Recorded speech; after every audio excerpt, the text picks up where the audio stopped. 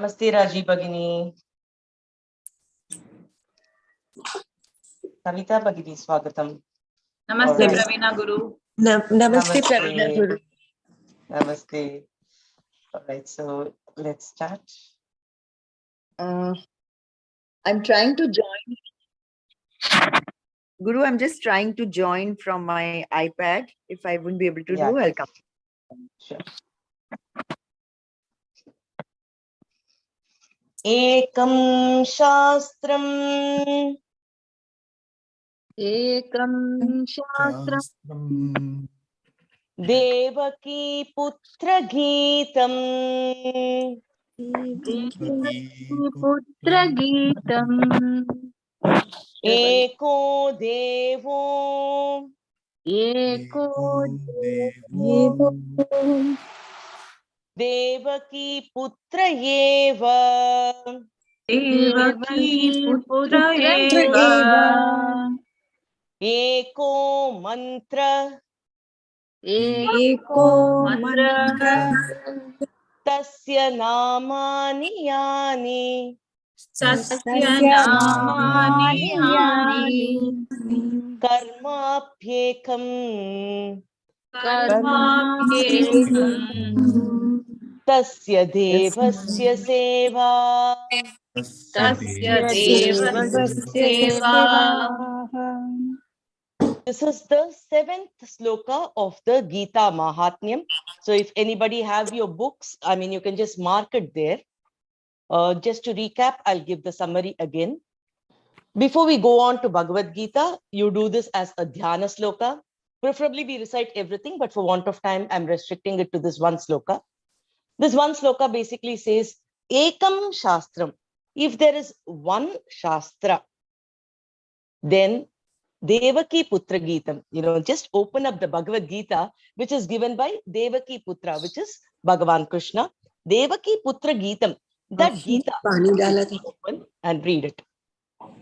Eko Devo Devaki Putra Eva.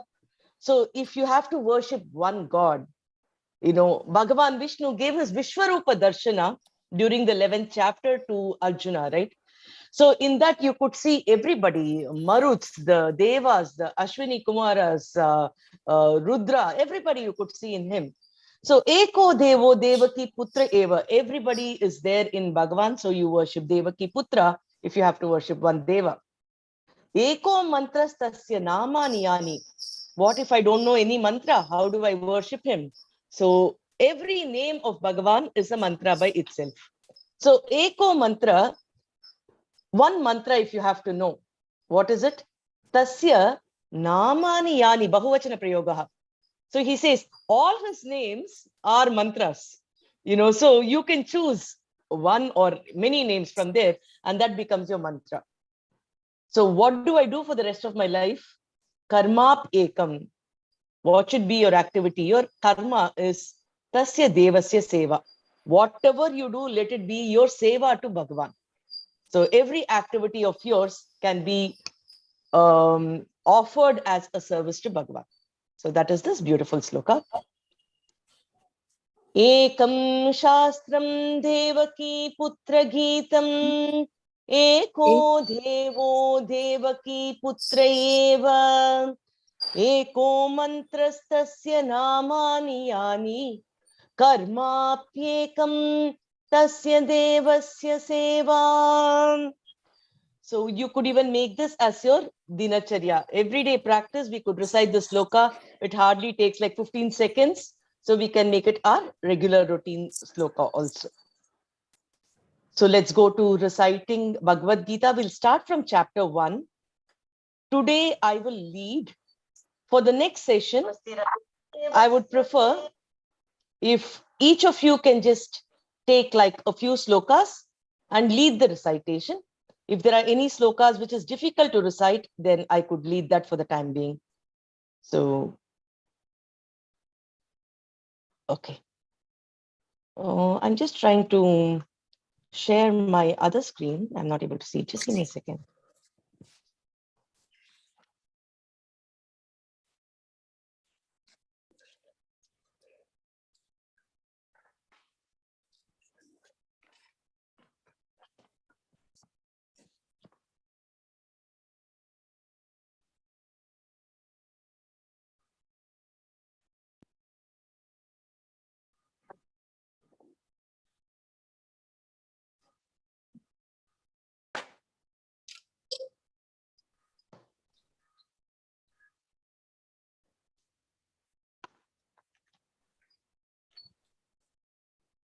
Shri Krishnaya Paramatmane Namaha. Shri Krishnaya Paramatmane Namaha. Atha Prathamodhyayaha. Atha Prathamodhyayaha. Arjuna Vishada Yogaha. Arjuna Vishad Yogaha. It's Dhritarashtra Uvacha. Dhritarashtra Uvacha. Dharmakshetre Kurukshetre. Dharmakshetre Kurukshetre Samaveda Samaveta Mamakaः Pandavaschaiva Mamaka Pandavaschaiva Kimakurvata Sanjaya. Kimakurvata Sanjaya Sanjaya Uvacha Sanjaya Uvacha Drishtva tu Pandavanikam Drishtva tu Pandavanikam Vyudam Duryodhanastada Vyudham Duryodhanastada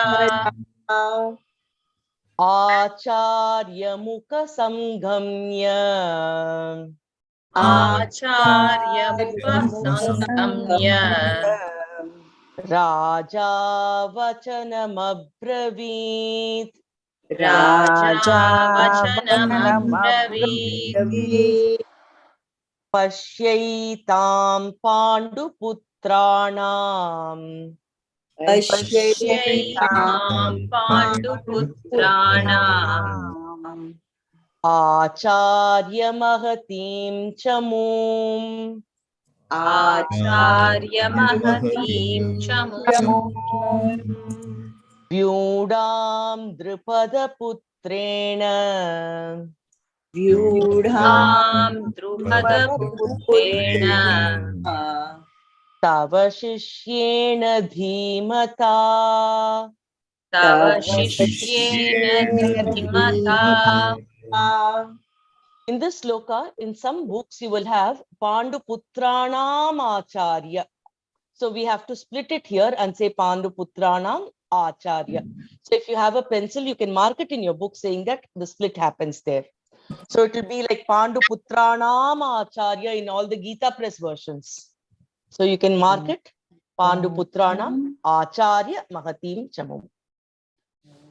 Atra Shura Maheshwasa Atra Shura Maheshwasa Bhimarjuna Samayudhi Bhimarjuna Samayudhi Yuyudhano Viratascha Yuyudhano Viratascha Drupadascha Maharathaha Drupadascha Maharataha Drishtaketuschekitanaha Drishtaketuschetanaha Kashirajascha Viryavan Kashirajascha Viryavan Purujit Kunti Bhojascha Purujit Kuntibhojascha Shaibyasya Narapungavaha Shaivyascha Narapungavaha Yudha Manyuscha Vikrantaha युष्च विक्रान्त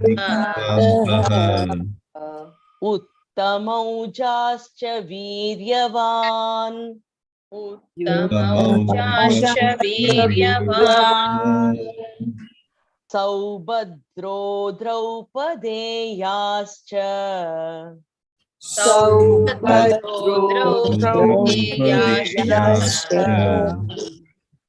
सर्व एव महारथाः सर्व एव महारथाः अत्रापि युधामन्युश्च विक्रान्त इति अस्ति। वयं विभज्य कृत्वा यदि वदामः तदा विक्रान्तः इति भवति। प्रथमा विभक्ति एव खलु. So if it's pratama vibhakti, then if we are splitting it there, if you are reciting like this, Yudha Manyuscha Vikrantaha Uttamaujascha Viryavan, it will be. If you are reciting it continuously, then it will be like Yudha Manyuscha Vikrantam Uttamaujascha Viryavan. So if you're joining it, then Vikranta is correct. If you're splitting it, it will be Vikrantaha. So you just have to make a note of these subtle things. Asmakam tu vishishtaye. अस्माकं तु विशिष्टाये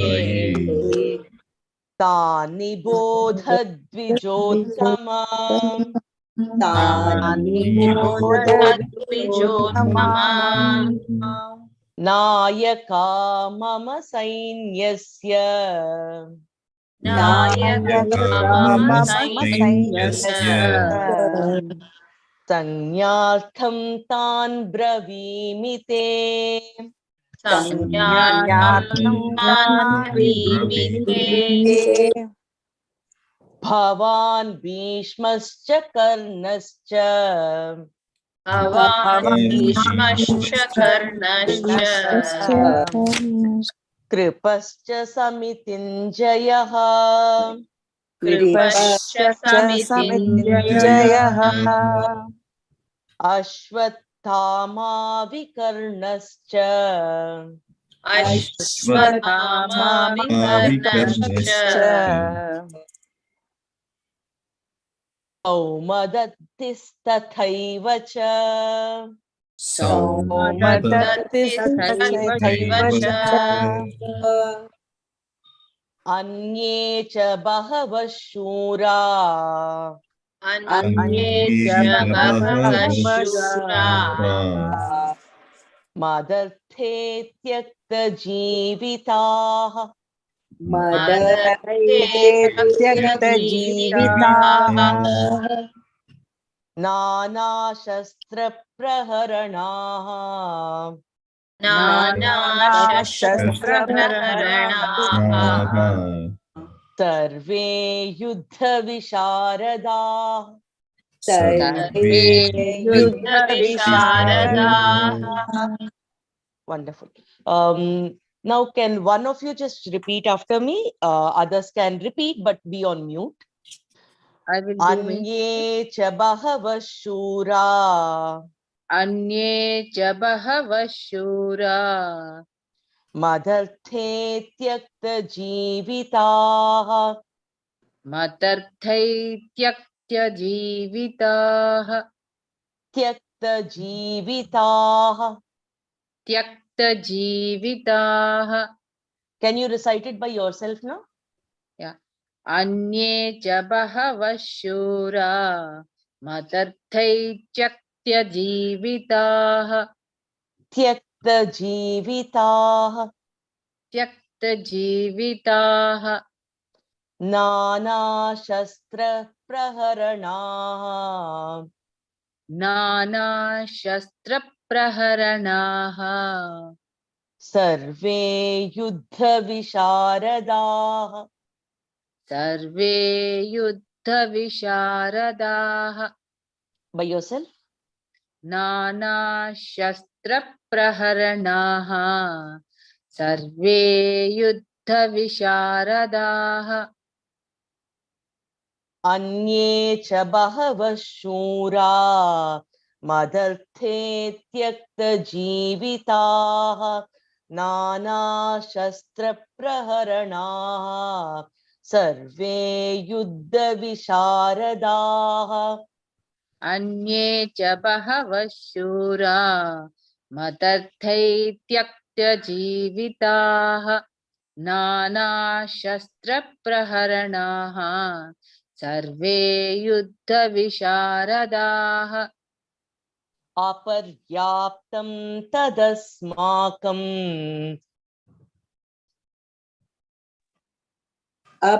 अपर्याप्तं तदस्माकं बलं अपर्याप्तं तदस्माकं बलं भीष्माभिरक्षितम् अपर्याप्तं तदस्माकं बलं भीष्माभिरक्षितम् पर्याप्तं त्विदमेतेषां बलं Please continue, Guru. बलं भीमाभिरक्षितम्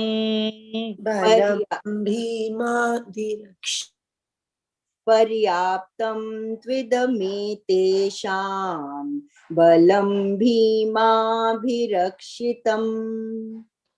अपर्याप्तं तदस्माकं बलं भीष्माभिरक्षितम् पर्याप्तं त्विदमेतेषां बलं भीमाभिरक्षितम् अपर्याप्तं तदस्माकं बलं भीष्माभिरक्षितम् पर्याप्तं त्विदमेतेषां बलं भीमाभिरक्षितम्.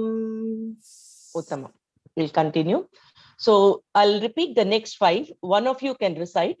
If there is any complicated words, we will do this kind of a practice for those slokas. Okay. I'll recite. Okay.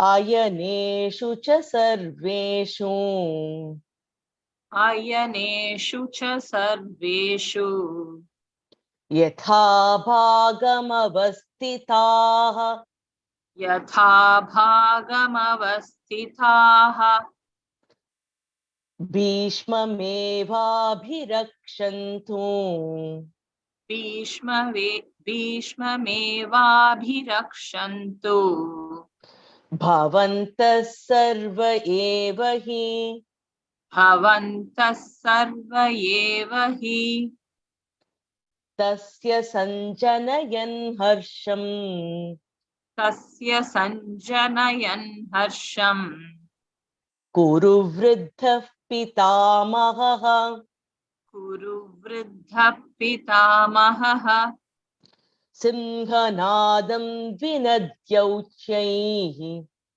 Simhanadam vinadyauchaihi shankam dadmau pratapavan Shankam dadmau pratapavan tata shankascha bhedyascha Tatas shankascha veryascha panavanaka gomukhaha Panavanaka gomukhaha sahasaivaabhyahanyanta Sahasaivaabhyahanyanta sashabdastu mulobhavat Sashabdastu mulo bhavat tata shvetairhayairyukte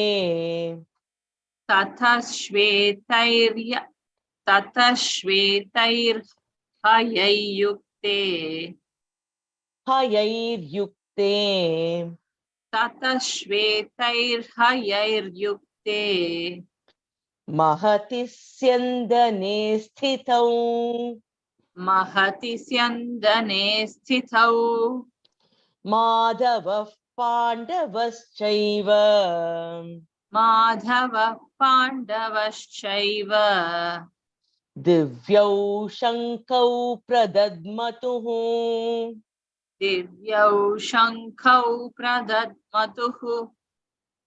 Anybody remembers what we should do during this sloka?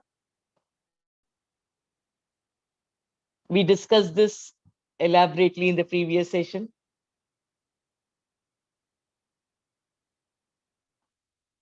Jai Shri Krishna, recollect. Mahati Syandane Sitau Madhava Pandavas Chaiva Divyau Shankau Pradadmatuhu. Guru, it says that he's going to blow his shankha, like it's an important sloka, but yes, and it's talking about his white horse. Okay. Yeah, so Madhavaha Pandavaschaiva Divyau Shankho Pradatmatu. His like Madhava is going to I don't know the exact meaning, but it is something to blow with the conch, the shank. Yeah, you're close to it. We did Yes. elaborate Yes, about yes, this you in the did. previous Yes. session. Because, yeah, because I've written important over there and I've marked Okay. also. This is what holidays do to us, right? Okay, so let's just recollect this. It's a very important place where Sanjaya has been explaining about what's happening in the Yuddha Bhumi, because Dhritarashtra asked the question in the very first sloka. Now, this sloka, the 14th sloka, is the first time Sanjaya uses a name of Bhagavan Krishna. So when he's explaining about everybody, here he comes and he says, you know how the place is? Tata Shankascha Beryascha, he's like, everybody is now beginning to blow their conches, right? At that point of time, Madhavaha, Pandavaschaiva, Madhava, Mayayaha Davaha, goddess Mahalakshmi's husband, who is Madhava, who is Bhagavan Krishna, is blowing his conch along with Pandava, who's Arjuna. So Pandava is like a name which can be used for any of the Pandu Putras. So, we can address, suppose a person has 3 children and the 3 children are called as Sundar, Kanna or Mahesh, whatever, right? So the mother will choose to address the father as Kannapa, Sureshapa. That's a common thing in our family. So Pandava is like, the child of Pandu. That's all. So here Arjuna is addressed as Pandavaha. In some other context, when we see, it could be Yudhishthira who is addressed as Pandava. We should not get confused. It is contextual. But Madhava, Mahalakshmi's husband, can be only Krishna. So it is a very specific thing, which is a name of Bhagavan itself, right? So Madhavaha, Pandavaha, cha eva. What are they doing? Divyau Shangau Pradadmatuhu. They both are actually creating this auspicious sound, Divyau Shankau, with this divine conch. And how is the army there? Mahati Syandane Sthitau. The army is really vast. It is like 18 Akshauhinis. I think we've discussed the size of Akshauhini earlier in one of the Jnana Nidhis. So, Tata Shankascha Beryascha, with all the sounds of the Shanka, and Berya is those drum beats which they do during the wartime, right? So that kind of a noise is like encapsulating the whole place there, where in this Mahati Sendana, Madhava, the goddess of fortune's husband, which means Sanjaya is saying that, the victory is of course going to be on the side of the Pandavas. So because Madhava is siding the Pandava and, making this beautiful divine sound, he's telling Dhritarashtra in no uncertain terms that, in a subtle way though, that where the victory is going to be. So this is a very important sloka because Bhagavan's name is mentioned for the first time by Sanjaya in the entire Bhagavad Gita. Okay, let's move on. Panchajanyam Hrishikesho.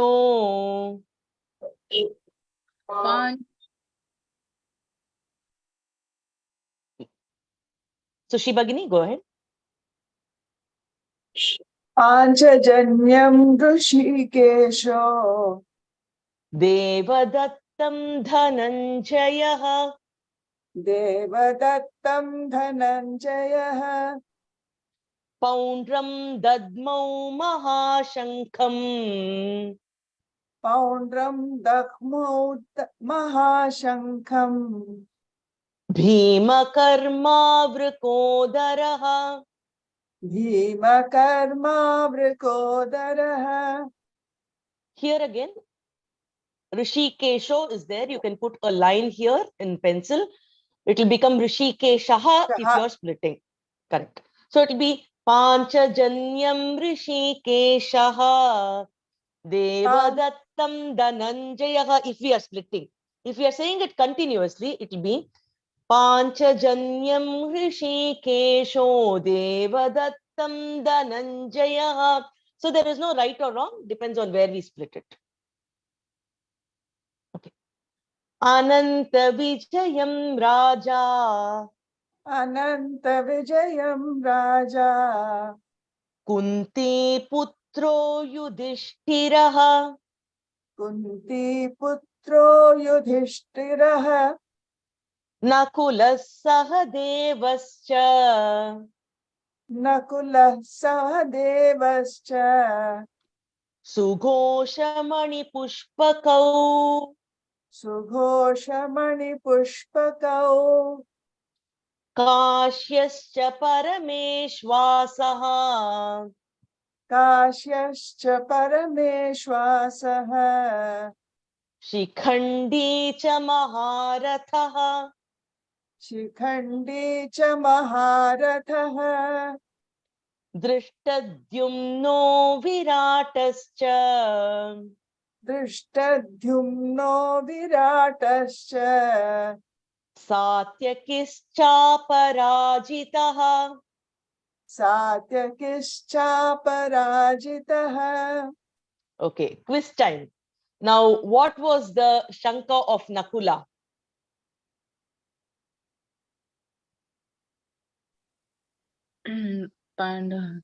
Sughosh. Sughoshah. Sughoshah. Sugoshaha. Nakulaha Sughoshah and Mani Sahadevascha Pushpakaha is Sahadevas, right? So Sugosha Mani Pushpakau. So Nakulas is Sugosha and Sahadevas is Mani Pushpaka. What about Yudhishthira's? Ananta Vijayam. Excellent. Ananta Vijayam is Yudhishthira's Shanka. And what about Krishna's? Panchajanyam. Panchajanyam. Panditaha. Sarve Panditaha abhavat. Uttamam. So when we read these, we understand what was the name of each of the Shanka that people had here. What about Satyaki?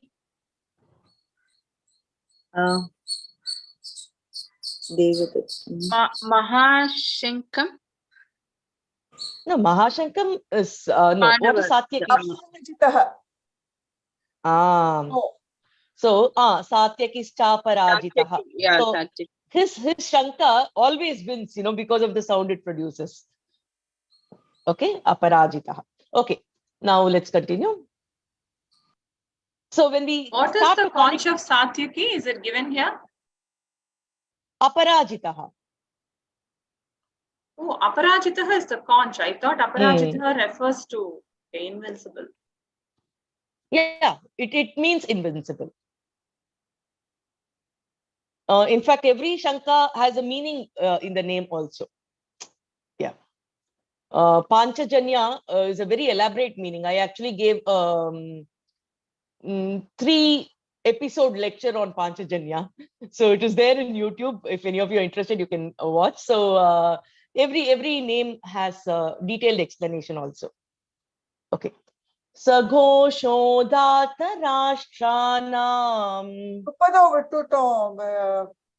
Drupado Draupadeyascha Drupado Draupadeyascha Draupadeyascha Drupado Draupadeyascha Drupado Draupadeyascha Sarvashah Prithvipate Sarvashah Prithvipate सौभद्रश्च महाबाहुः सौभद्रश्च महाबाहुः शङ्खान् दद्मुः पृथक् पृथक् शङ्खान् दह्मुः पृथक् पृथक् सघोषो धार्तराष्ट्राणाम् सघोषो धार्तराष्ट्राणाम् हृदयानि व्यधारयत् हृदयानि व्यदारयत् नभश्च पृथिवीं चैव नभश्च पृथिवीं चैव तुमुलो व्यमुनादयन् तुमुलोऽभ्यनुनादयन् no, hang on, let me get it. Tumuloऽभ्यनुनादयन्. when you do the sandhi, it will become tumulo vyanunadayan. So you could either say it together or you could say tumulo vyanunadayan. Tumuloऽभ्यनुनादयन्. अथ व्यवस्थितान् दृष्ट्वा अथ व्यवस्थितान् दृष्ट्वा धार्तराष्ट्रान् कपिध्वजः धार्तराष्ट्रान् कपिध्वजः प्रवृत्ते शस्त्रसम्पाते प्रवृत्ते शस्त्रसम्पाते धनुरुद्यम्य पाण्डवः धनुरुद्यम्य पाण्डवः. Sushi Bhagini, can you recite this by yourself? The last shloka. Yeah. अथ व्यवस्थितान् दृष्ट्वा धार्तराष्ट्रान् कपिध्वजः प्रवृत्ते शस्त्रसम्पाते धनुरुद्यम्य पाण्डवः धनुरुद्यम्य पाण्डवः धनुरुद्यम्य पाण्डवः. उत्तमम्. हृषीकेशं तदा वाक्यम्. Someone else is doing it or? Yeah, someone else can. Rishikesham tada.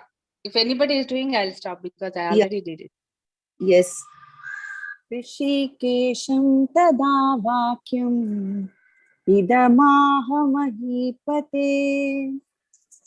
Arjuna उवाच अर्जुन उवाच सेनयोरुभयोर्मध्ये सेनयोरुभयोर्मध्ये रथं स्थापयमेच्युत रथं स्थापयमेच्युत यावदेतान्निरीक्षेऽहम् यावदेतान्निरीक्षेऽहम् योद्धुकामानवस्थितान् योद्धकामानवस्थितान् कैर्मया सह योद्धव्यम् कैर्मया सह योद्धव्यम् अस्मिन् रणसमुद्यमे अस्मिन् रणसमुद्यमे योत्स्यमानानवेक्षेऽहम् योत्स्यमानानवेक्षेऽहम् ययेते एकनिमिषम् ययेतेऽत्र समागताः ययेतेऽत्र समागताः धार्तराष्ट्रस्य दुर्बुद्धेः धार्तराष्ट्रस्य दुर्बुद्धेः युद्धे प्रियचिकीर्षवः युद्धे प्रियचिकीर्षवः. उत्तमम्. अत्रापि धार्तराष्ट्रस्य दुर्बुद्धे इति गीता प्रेस् मध्ये तत्र सन्धिः कृत्वा एव उक्तवन्तः. So you can split that there. Durbuddhe, there you have to put a line because in Gita Press it's a joint word. Yuddhehe, if you want to split it, then you can put a pencil line there. So it will be Data Rashtrasya Durbuddhehe Yuddhe Priyachikishavaha. Otherwise, you have to say Data Rashtrasya Durbuddhe Yuddhe Priyachikishavaha. Okay. Okay. Here is a very interesting thing for us to note. One thing is Rishikesham Tadavakyam Idamaha Mahipate. So Sanjaya is now telling to that kind of a Rishikesa. Earlier he used the word Madhava to address Krishna. Now he is using the word Rishikesha to address Krishna. Rishikesha means the one who controls all the senses. So Sanjaya is telling to that kind of a Rishikesa, who is the controller of all the senses, Mahipate, Arjuna. Here he is addressing Arjuna as the king, because Arjuna, as I told you earlier, is the Rati. He is the king of the chariot. Krishna is the charioteer, right? So Sanjaya is telling to that Mahipati, to that ruler, Arjuna is telling these words. And if you observe, Arjuna Uvacha comes in between in the 21st sloka. There is no time to, wait for Arjuna Uvacha. In the 21st sloka, the first line is told by Sanjaya. The second line is told by Arjuna, which could also mean the restlessness of Arjuna is visible here. Arjuna is seeing there and he's in a rush. He's not even like giving that breathing space to start the sloka. Within that line, he's like, go and stop this chariot. I'm like curious to see who all are there. He's like, waiting to fight. He can't wait any longer. That is the kind of,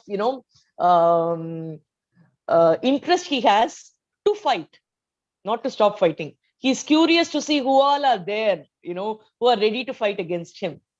So with that inclination to fight, Arjuna actually goes there. Interrupts a sloka kind of a feel. You get that, right? Otherwise, there's no need to put that in between a sloka. So in the 21st sloka, you can see that second half of the 21st sloka is Arjuna Uvacha. The first half is Sanjaya Uvacha. So the second half will make complete sense only if you combine it with the next sloka. So if you look at all the Anvayas would be combining it with the subsequent sloka. So whenever they do Anvaya, you will see that the next sloka is combined together in order to give a meaningful representation. Right? Guru, can I recite the next one, Sanjaya Uvacha? Try reciting. Yes, you can. But before that, I would like the last sloka to be recited just by Sudha Bhagini. I'm just trying to understand if you all are comfortable reciting it yourself. So after that, Anubhagini, you go on with Sanjaya Uvacha. Sudha Bhagini. योत्स्यमानानवेक्षेऽहम् ययेतेऽत्र समागताः Samagataha. धातराष्ट्रस्य दुर्बुद्धे युद्धे प्रियचिकीर्षवः Yuddhe Priyachikeshavaha. And just one more small thing regarding the pronunciation at the end. I remember mentioning it in the start of the sessions. Whenever there is a Dirgha Akshara, like in this example, Samagata followed by Visarga is there, right? So we will not say Samagata ha. That ha will not be pronounced fully. So it will be like Samagata. So you will just stop it there. So for us to understand that there is a Visarga in class, we can still, say it as Samagataha. But the correct pronunciation is Samagata. That's all you'll say. But when it comes to the small Akshara, Durbuddehe, there it is okay. Only if it comes as a Dirgha Akshara, followed by the Visarga at the end of the sentence, then you will, tone down your pronunciation of that. All right. Okay. So yotsyamanavekshekham yayetetra samagata datarashtrasya durbuddhehe yuddhe priyachikeshavaha. There it will be complete. All right. Anubhagini, Jai Shri Krishna. Jai Shri Krishna. Sanjaya uvacha eva mukto rishikesho gudakeshena bharata सेनयोरुभयोर्मध्ये स्थापयित्वा रथोत्तमम्. Okay, first line was okay. I'll just repeat it anyway. Eva mukto rishikesho एव मुक्तो ऋषिकेशो gudakeshena bharata गुडाकेशेन Bharata सेनयोरुभयोर्मध्ये सेनयोरुभयोर्मध्ये स्थापयित्वा रथोत्तमम् स्थापयित्वा रथोत्तमम्. सेनयोरुभयोर्मध्ये सेनयोरुभयोर्मध्ये. It is only ubayor, it's not ubayor, it's senayorubayormadhye hrasvam. Okay. सेनयोरुभयोर्मध्ये Ratham स्थापयित्वा रथोत्तमम्. स्थापयित्वा रथोत्तमम्. Can you do the second sentence? सेनयोरुभयोर्मध्ये स्थापयित्वा रथोत्तमम्.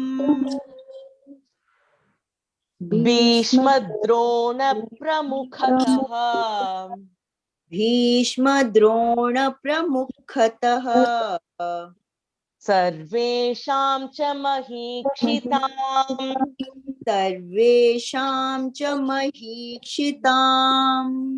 उवाच पार्थ पश्यैतान् उवाच पार्थ पश्यैतान् समवेतान् कुरूनिति समवेतान् कुरूनिति. तत्र पश्य स्थितान् पार्थः तत्र पश्य स्थितान् पार्थः पितॄनथ पितामहान् पितृनथ पितामहान् आचार्यान् मातुलान् भ्रातॄन्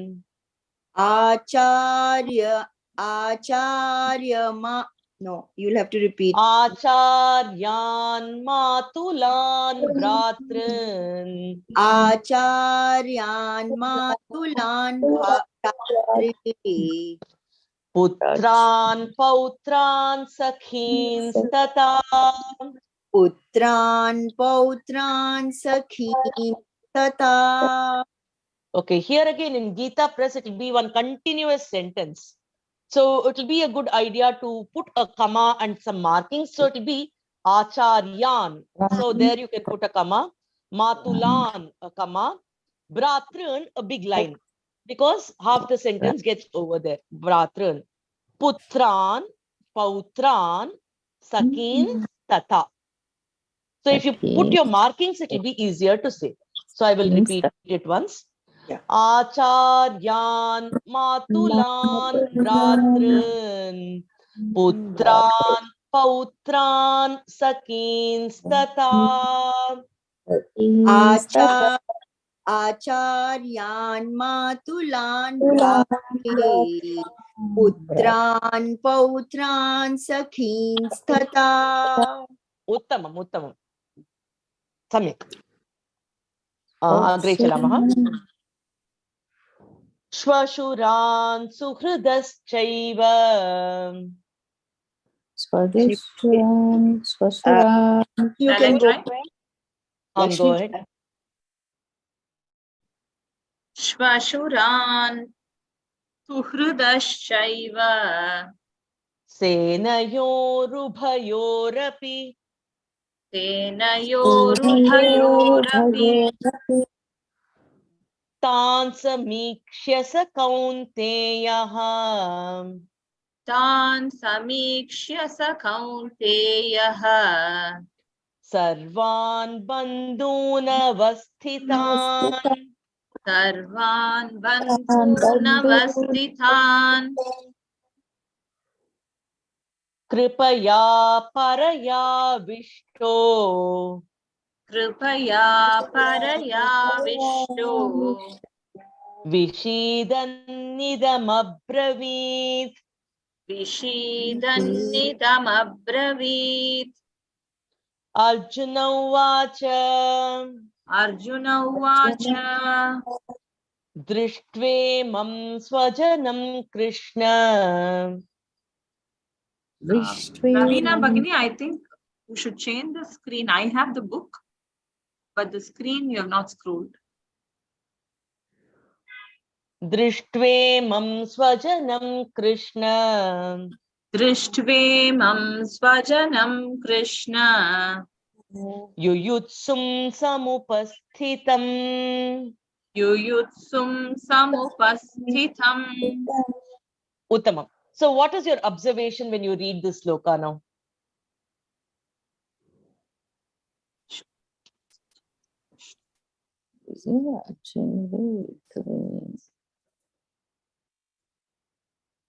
Arjuna is getting disturbed. Very similar observation like what I told the previous time. What happens here? Kripaya parayavishtaha is told by whom? Sanjay? Exactly. And now Drishtve is told by? Arjuna. Arjuna. And it happens in the middle That- of the sloka. No, in the middle of the sloka. Yes. Right. So Kripaya parayavishta is the first line of the sloka. Drishtve is in the second line.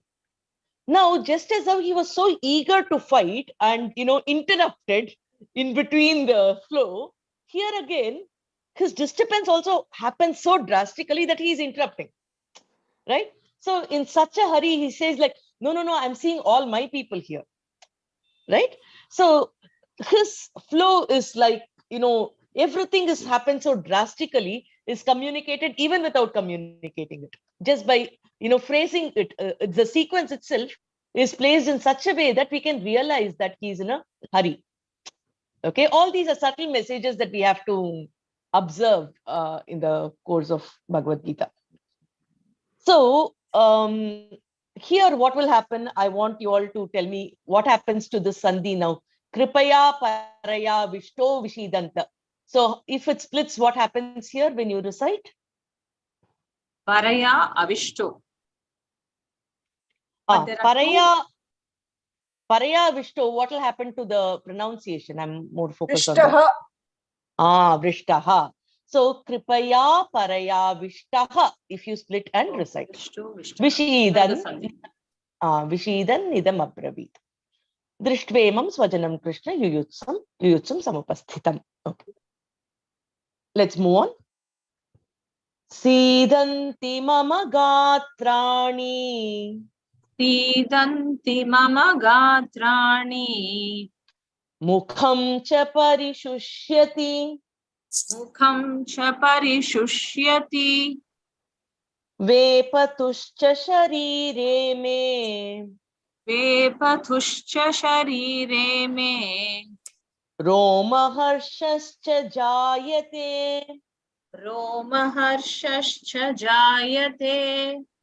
Gandivam samsrate hastat. Gandivam samsrate hastat. Tvakshaiva paridahyate. Svakchaiva Svakchaiva paridahyate. वेपतुश्च शरीरे मे वेपतुश्च शरीरे मे रोमहर्षश्च जायते रोमहर्षश्च जायते. We have That's the missed previous one. lines or we are repeating. You are We are repeating. here. सीदन्ति मम गात्राणि मुखं च परिशुष्यति वेपतुश्च शरीरे मे रोमहर्षश्च जायते वीणा सीदन्ति मम गात्राणि मुखं च परिशुष्यति वेपतुश्च शरीरे मे रोमहर्षश्च जायते गाण्डीवं संसृते हस्तात् त्वक्चैव परिदह्यते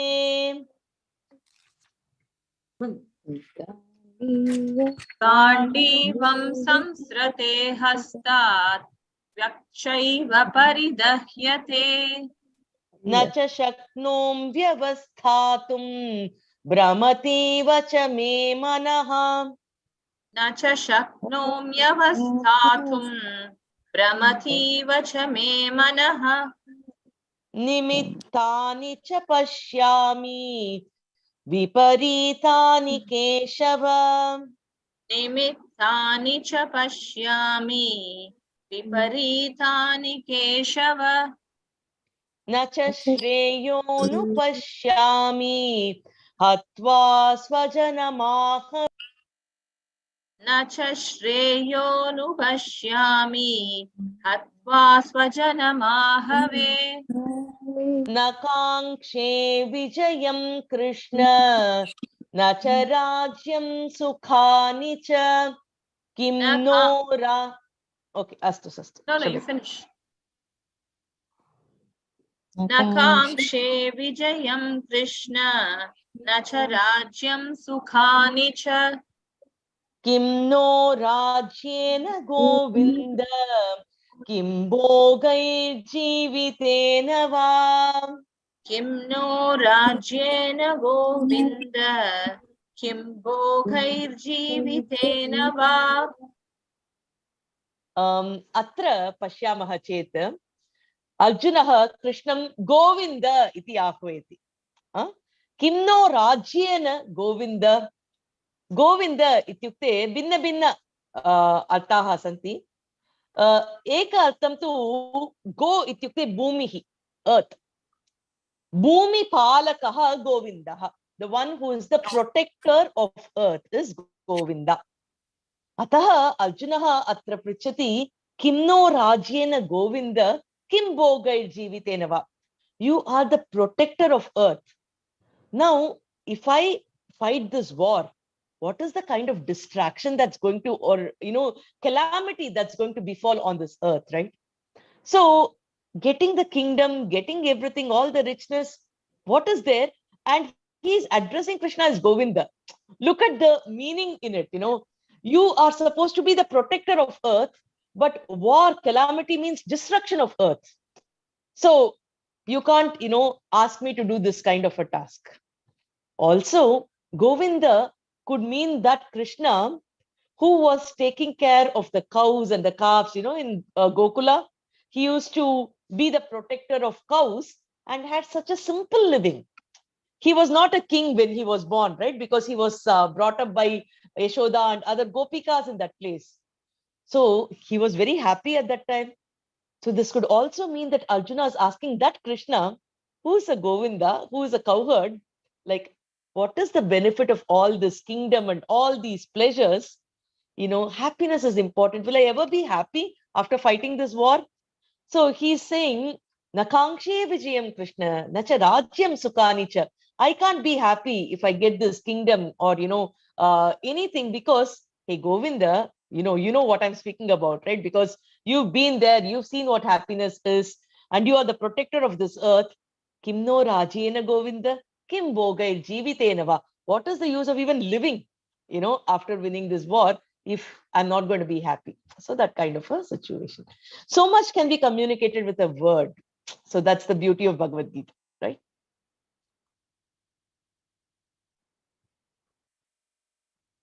Question.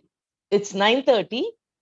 Do you want me to continue? We've actually done till the 10th sloka of the second chapter. So do you want me to continue the recitation, or would you stop, like possibly at a logical place in 2-3 slokas and then continue in the next class? Yeah, because I would have to leave in. Yeah, when I have to leave. But Yes, Guru will continue in the next class, Guru. Yeah. So we are in which sloka now? I think 29. 9. 29. No, Kim no Raji, and I think we are in the 32nd, right? Yeah. 30 32nd. 32nd. Yeah. Yeah, we are in the 32nd. 32nd. Let's do 35 and stop it there. All right. Okay. Someone else can recite. Shall I, Guru? Sure, go ahead. Yesham arthe kangshitam no Esham arthe chitam no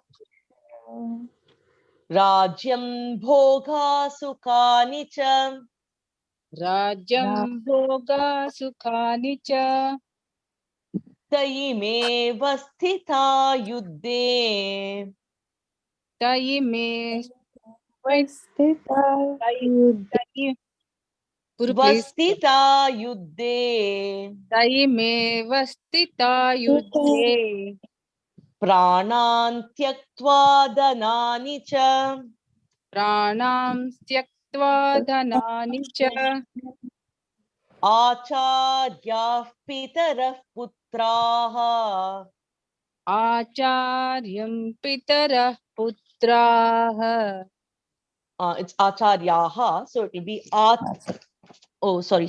Acharyah pitarah putraha acharyah pitarah putrah tathaiva cha pitamaha tathaiva cha pitamahah matula shvashurah pautraha matula swasharah pautrah shala sambandhinastatha shala sambandhina tatha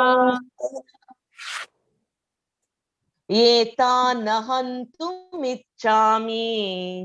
etanahantumiccami gnatopi madhusudana nyatopi madhusudana api trailokya rajyasya api trailokya rajyasya hetho kim nu mahi krite heto kim nu mahi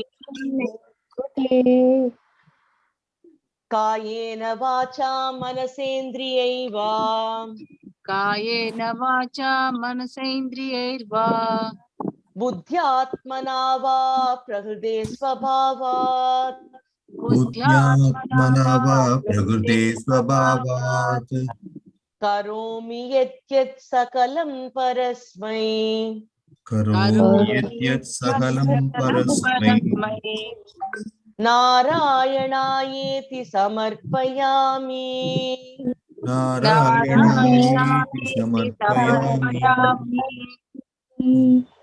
achyutaya namaha anantaya namaha govindaya namaha achyutaya namaha anantaya namaha govindaya namaha achyutaya namaha anantaya namaha Anantaya namaha Govindaya namaha govindaya namaha sarvam Shri Krishna